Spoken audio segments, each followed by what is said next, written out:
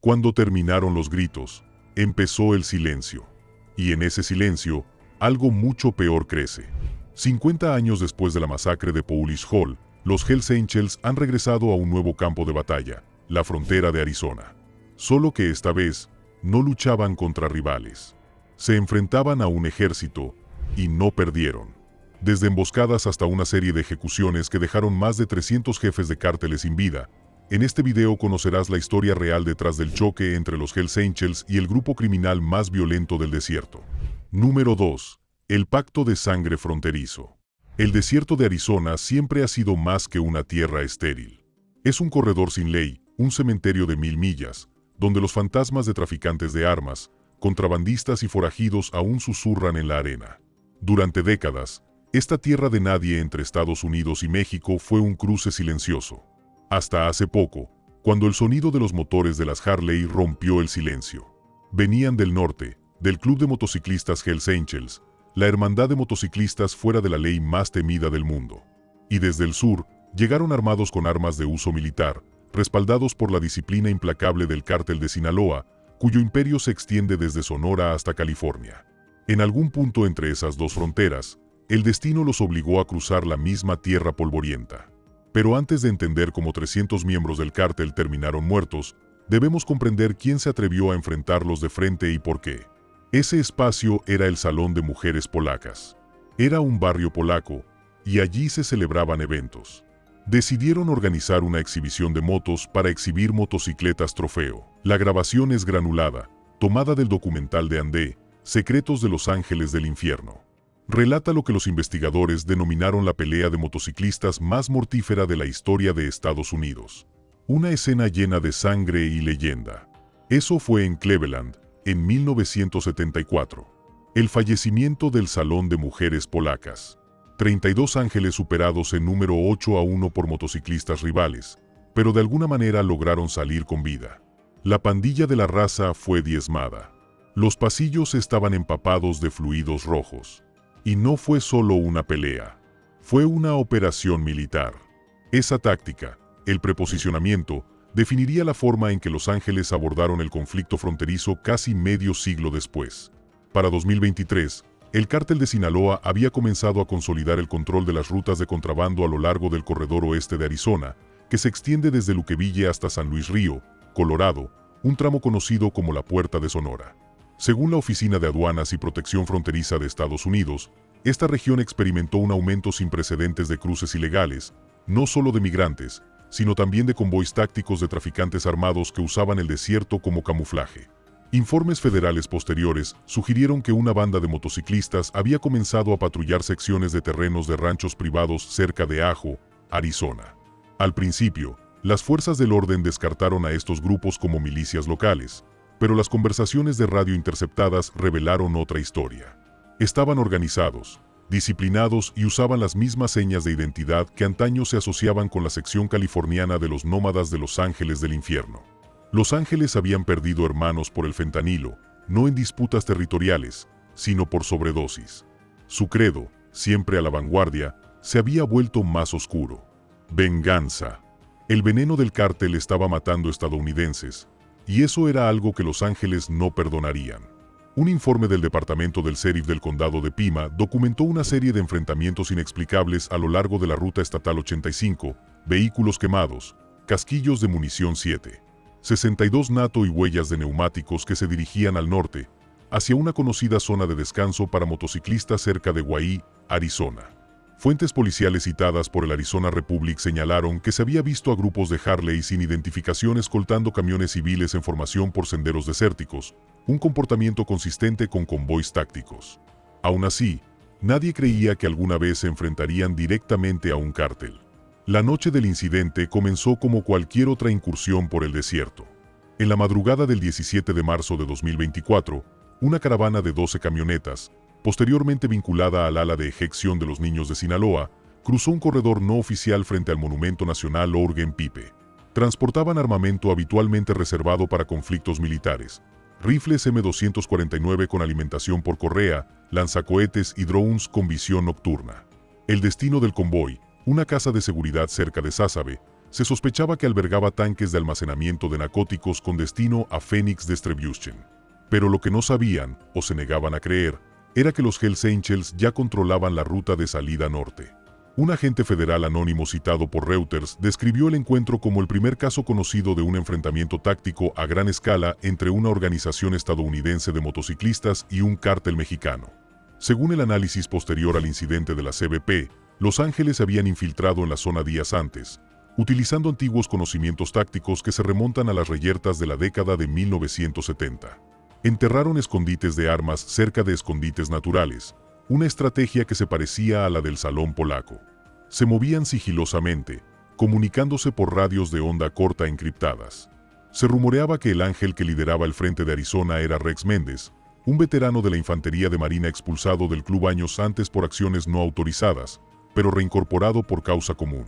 Méndez era conocido por dos cosas: disciplina militar y un odio implacable hacia los cárteles. Las cámaras térmicas captaron destellos tan brillantes que activaron la detección satelital. Alertas de los sistemas orbitales militares estadounidenses, inicialmente confundidas con rayos.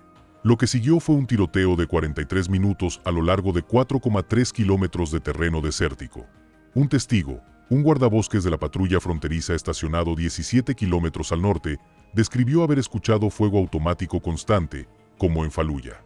El enfrentamiento, según Vice News, involucró a 40 ángeles y más de 200 sicarios del cártel. Los ángeles utilizaron senderos de dunas para flanquear el convoy, atacando tanto desde el norte como desde el oeste con rifles semiautomáticos y granadas improvisadas. Un análisis de audio posterior reveló que utilizaban señales manuales de la OTAN y formaciones de tiro escalonadas, precisión militar en un escenario criminal. Al amanecer, los drones capturaron el desenlace: camiones en llamas, columnas de humo que se extendían por el horizonte sonorense y decenas de cadáveres esparcidos por la arena. Pero los ángeles se habían ido, desaparecieron en el desierto antes de que llegaran las autoridades.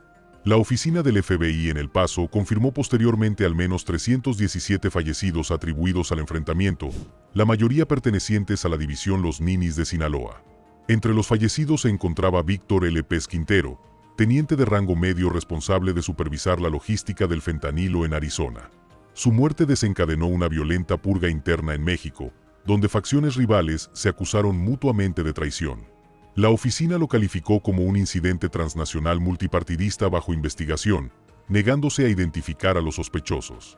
Sin embargo, los lugareños lo sabían. Agricultores de Alta informaron haber encontrado marcas de neumáticos de Harley cerca de cauces secos de ríos. Los residentes de Luqueville afirmaron haber oído el rugido de las motocicletas por la noche, moviéndose en formación silenciosa y con las luces apagadas. Como informó The Intercept posteriormente, las agencias federales estaban al tanto de la creciente presencia de Los Ángeles cerca de la frontera, pero decidieron no intervenir. El razonamiento no estaba claro, pero memorandos internos insinuaban que algunos funcionarios consideraban a los motociclistas una fuerza autorreguladora contra el tráfico de drogas. No fueron las fuerzas del orden las que mantuvieron a Los Ángeles en silencio, sino su propio código. Para ellos, el silencio es sagrado. Sin jactancia, sin testigos, sin confesión. Y, sin embargo, surgieron patrones. En foros de motociclistas de la Deep Web, los usuarios publicaron memoriales cifrados, parches de calaveras con el número 317, la fecha de la batalla, inscrito bajo alas en llamas, quizás un homenaje a los hombres que cayeron esa noche. Pero el silencio no podía durar para siempre. Los cadáveres contaban la historia. Cientos de miembros del cártel murieron en una batalla en el desierto que el gobierno se negó a reconocer. Y como siempre, cuando la violencia y la negación chocan, nacen leyendas. Para comprender el código que rige este silencio, el juramento de sangre que ata a Los Ángeles a actos que ni siquiera la ley menciona, debemos remontarnos a la historia del club, donde cada lucha moderna tiene sus raíces en un pasado más antiguo y letal. Número 1. La noche en que ardió el desierto. La batalla, que luego se conocería como la Purga de Sonora, comenzó bajo el manto de una falsa calma. Desde el lado mexicano de la frontera, la noche parecía normal, solo otro cargamento avanzando por la interminable negrura del desierto. Pero el aire contenía una tensión estática, una especie de zumbido sordo que los lugareños juraban sentir a través de la arena. No era el mal tiempo, era la guerra en ciernes. Los sensores federales del sector Tucson de la CBP habían detectado señales de calor inusuales alrededor del monumento nacional Orgen Pipe Cactus, donde la valla fronteriza corta una cicatriz irregular en el desierto. A las 12:57, cámaras de movimiento captaron una columna de vehículos que se dirigía hacia el norte. Las luces se atenuaron, las llantas se arrastraron por la arena para amortiguar el ruido. Pero no fue el convoy del cártel lo que llamó la atención, sino un movimiento paralelo que viajaba al oeste. Una formación más pequeña, apenas visible, se movía casi en silencio, salvo por el ocasional destello de las luces rojas de freno. Eran los ángeles del infierno. Las marcas de tiempo satelitales confirmaron posteriormente que ambos convoys entraron en la misma milla cuadrada de desierto con una diferencia de 4 minutos. Lo que sucedió después se convirtió en leyenda. Según los registros internos de comunicación del DHS obtenidos por el Washington Post, los agentes que monitoreaban la transmisión confundieron inicialmente la formación de Los Ángeles con un equipo táctico de la patrulla fronteriza. Cuando se encendieron las primeras bengalas, un operador se comunicó por radio: múltiples contactos de calor, parece que las fuerzas del orden estaban combatiendo a los contrabandistas. Minutos después, se desató una balacera. Según los relatos reconstruidos posteriormente por la Policía Estatal Mexicana, el convoy de Sinaloa fue emboscado desde 2 direcciones, norte y oeste, por atacantes que utilizaron fuego de supresión y artefactos explosivos improvisados colocados bajo piedras premarcadas. El ataque de Los Ángeles fue coordinado. Los veteranos reconocieron la precisión del ataque. No se trataba de un caos aleatorio, sino de un enfrentamiento militar con objetivos claros. Atacaron exactamente a la 1:14 de la mañana, con munición trazadora que atravesó la noche como un rayo. El vehículo delantero del convoy del cártel explotó primero, un camión cisterna impactado por un mortero improvisado, construido con un lanzacohetes M203 reutilizado. Un sobreviviente del cártel, entrevistado anónimamente por el Universal, recordó haber visto motocicletas coronando las dunas mientras hombres con chalecos tácticos negros avanzaban sin gritar nada, ni gritos de guerra, ni órdenes, solo silencio y disparos. Cuando Los Ángeles se movían, lo hacían al unísono, parejas que se cubrían entre sí, saltando a través del humo. Testigos informaron que no llevaban parches visibles, solo pañuelos rojos atados a sus rifles. A la 1:25 de la mañana, el convoy de retaguardia del cártel intentó retirarse hacia el sur. Fue entonces cuando Rex Méndez, al frente del equipo de ataque de Los Ángeles, supuestamente ordenó que no hubiera sobrevivientes. Los siguientes 5 minutos se convirtieron en lo que un agente de la CBP describió posteriormente a Vice como una masacre en el desierto.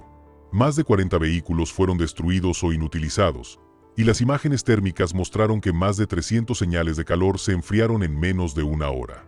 Para cuando los drones estadounidenses se reposicionaron, la visibilidad de los motociclistas había desaparecido. Ni una sola motocicleta rastreable por infrarrojos. ¿Cómo desaparecieron? Los investigadores descubrieron una red de cauces de ríos secos que conectaban directamente con ranchos privados al norte de Guay, Arizona. Esos senderos, conocidos solo por los lugareños, conducían directamente a la reserva de la nación Tohono-O'odham, una zona tan extensa y políticamente sensible que los agentes federales rara vez entraban sin escolta tribal. Los Ángeles habían elegido su terreno a la perfección. Al amanecer, cuando la luz del sol revelaba lo que la noche había ocultado, el humo de los camiones en llamas se elevaba como columnas negras. Los cadáveres estaban esparcidos por la arena, con las armas fundidas por el fuego. El desierto apestaba a petróleo, sangre y cordita. A las 7:45 de la mañana, unidades militares mexicanas cruzaron la frontera para recuperar a los heridos, pero los estadounidenses ya habían cerrado la zona. La explicación oficial, divulgada a la prensa, lo describió como una disputa a gran escala entre cárteles. Pero los casquillos contaban otra historia. Latón de la OTAN, emitido por Estados Unidos, con sello de un lote de la Armería de la Guardia Nacional de Arizona, robado en 2022. Alguien tuvo acceso. Alguien entrenado. Alguien enojado. En los días siguientes, los rumores estallaron en línea. En foros de moteros y grupos de Telegram encriptados, los miembros comenzaron a publicar fragmentos de información, coordenadas censuradas, capturas de pantalla de mapas de calor y fotos estilizadas de camionetas quemadas, con la simple leyenda 17-3, venganza.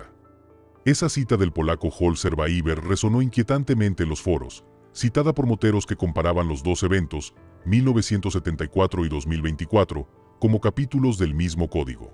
Para Los Ángeles, no se trataba de ganancias. Era venganza. Habían perdido a hermanos por sobredosis de fentanilo, esposas por adicción hijos por drogas callejeras mezcladas con el producto del cártel. No veían la frontera como una línea entre naciones, sino como el frente de una guerra que no habían iniciado. Y ningún gobierno lucharía. Una filtración del Departamento de Seguridad Nacional publicada por ProPublica sugería que Los Ángeles habían actuado sin la coordinación federal, pero con una precisión estratégica superior a la de la mayoría de las fuerzas paramilitares. El mismo informe confirmó que las unidades de inteligencia identificaron 3 refugios de Los Ángeles en Arizona, Tucson, Nogales y Arjo, pero ninguno fue allanado. La razón, una vez más, fue el silencio de Washington. A puerta cerrada, los agentes debatían lo impensable: si confrontar a Los Ángeles y arriesgarse a desatar una insurgencia nacional, o permitirles discretamente servir como disuasivo no oficial contra las incursiones de los cárteles. La decisión fue el silencio.